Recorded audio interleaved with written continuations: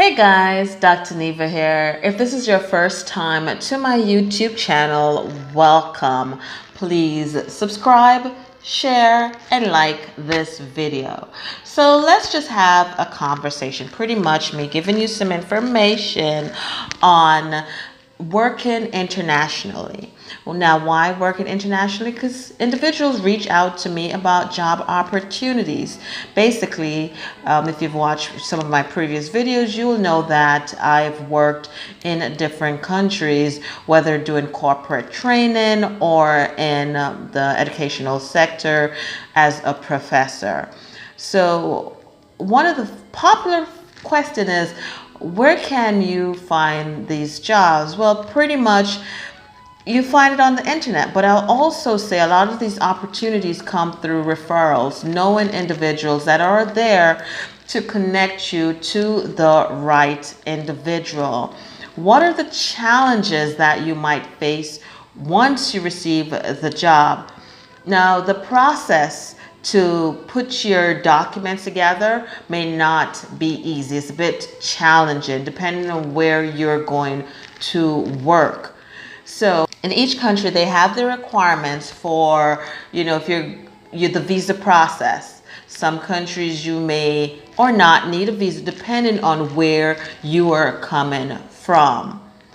Another misconception that I find, people think, okay, if you're going to work in certain countries, you're going to receive a big salary. And that's not always the case. So, for instance, if you're working in the Middle East, you're actually paid, and some people don't like to talk about it, but it's being real. You're paid by nationality, not just experience. Wow.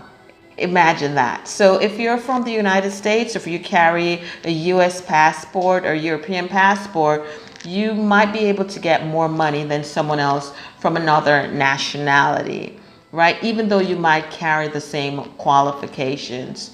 So I've seen individuals that are very qualified from the Caribbean islands, for example, but the salary that they will get is not the same with someone that carries a passport from a Western, although they're Western, by the way, from the Caribbean, but from the United States, Canada, or UK. So the salary is quite different, right? Also, I've worked on the other end where I've been, people apply for the jobs in, for example, Saudi. And because it's Saudi Arabia, they think, okay, I am going to make top dollars in that country. So you're in the United States and you'll accept 50,000, but because you're going to Saudi Arabia, you want 100,000. Now, honestly, being realistic, that is not necessarily the case. Why? There are a lot of people now applying for those positions. They know that they're able to save money. So if they accept the same 50,000, I'm not saying that's what you should do. I'm just giving you an example. If they accept the same 50,000 per year, they're going to be getting housing. They're going to, most of it is the tax is not the same. So what they will charge in the United States, they take a lot more tax out versus working internationally. So you're able to save some money, and sometimes they even cover your transport.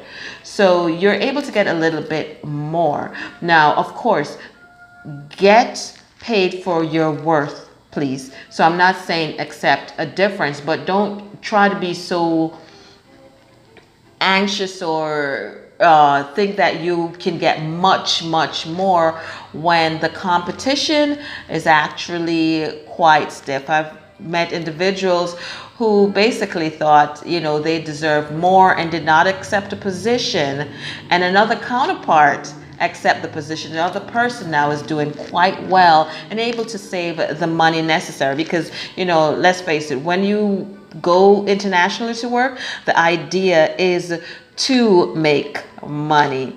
right? So usually I get questions on salary, of course, the work environment.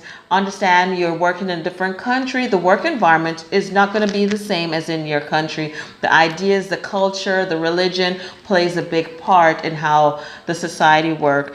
And if you're a woman, most countries outside the Western world, and even the Western world, but it's a man's world, so you also have to adapt to certain culture if you want to survive. All right, guys. Now, if you have any questions for me, feel free to drop a note. And if you have any comments, drop a note and I will definitely get back to you. Hope to hear from you soon. Until next time, bye-bye.